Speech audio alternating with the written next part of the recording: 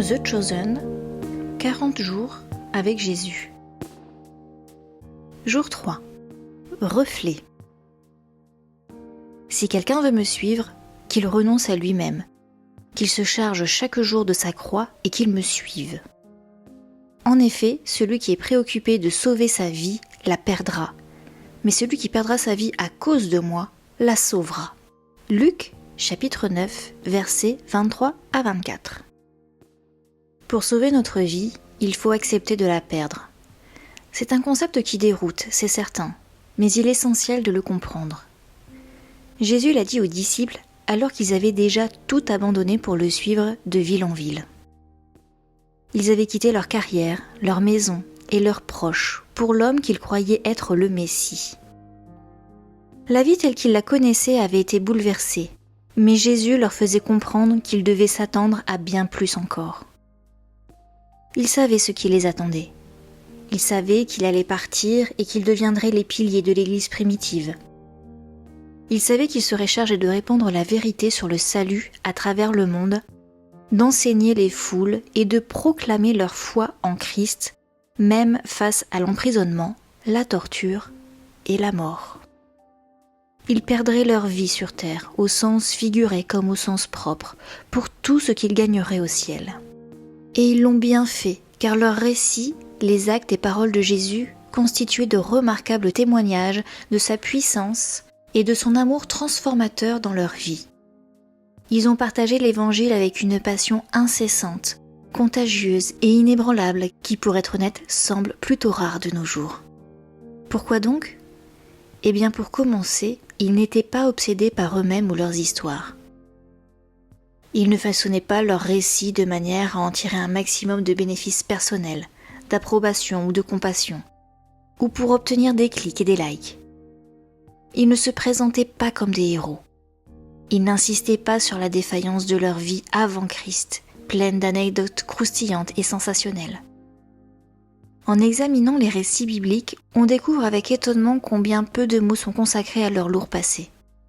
L'accent est presque exclusivement mis sur Jésus. Prenons l'exemple de Marie de Magdala. Sa délivrance des 7 démons qui l'habitaient est un élément crucial de son témoignage. Cela met en évidence l'autorité de Jésus et pourquoi elle a réagi de la sorte. Et c'est tout ce que nous avons besoin de savoir. Cela veut dire que son autobiographie n'aurait pas pour titre « Les années sombres » avec 300 pages consacrées à la description de ses démons intérieurs. Cela aurait été fascinant, sans aucun doute, mais est-ce que ça aurait été puissant, percutant et à la gloire de celui qui l'a sauvé ? Pas vraiment. Il y a une raison pour laquelle nous faisons la connaissance de Marie seulement après sa guérison. Parce que c'est là que réside l'histoire. Il y a d'autres choses que nous savons sur elle.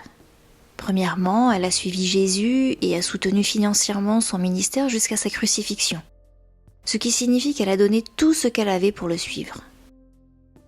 Deuxièmement, elle a enduré la crucifixion de Jésus, en restant auprès de lui pendant qu'il souffrait et mourait. Et troisièmement, comme mentionné dans le chapitre 2 Libérée, elle a été la première personne à qui il est apparu après sa résurrection, et c'est elle qui l'a envoyé annoncer aux disciples la nouvelle qui a changé le monde. Tout cela parce que le passé était révolu.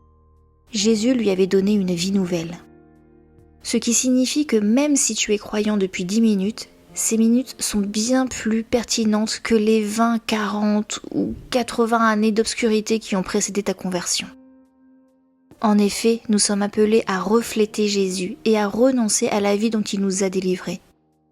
En faisant cela, et en le laissant être le héros de l'histoire, nos paroles et nos vies se transforment en témoignages vivants et éloquents de son amour transformateur et de sa puissance. Sujet de prière.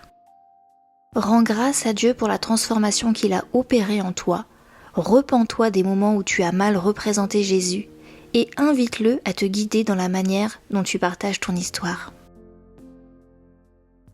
Pour avancer, 3 questions. Trouves-tu difficile de partager ton témoignage ? Précise pourquoi. Sois honnête.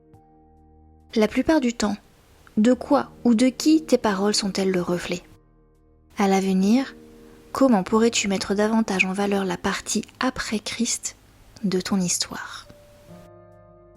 Et voilà, c'est terminé pour aujourd'hui et à demain pour le jour 4.